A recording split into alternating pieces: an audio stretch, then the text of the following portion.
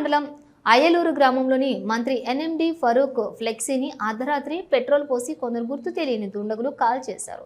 Flexi కాల్చివేతపై police స్టేషన్లో TDP నాయకులు ఫిర్యాదు చేశారు. ఫిర్యాదు విషయంపై టీడీపీలోని 2 వర్గాల నాయకులు వాగ్వివాదానికి దిగారు.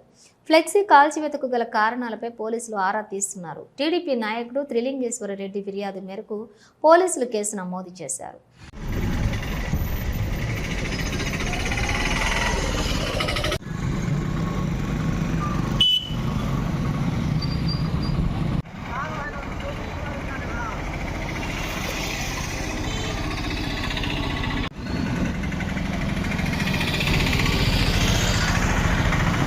హలో, నంద్యాల న్యూస్ 10 మీ చుట్టూ జరిగే సంఘటనల్ని మా దృష్టికి తీసుకురావాలి అనుకుంటున్నారా?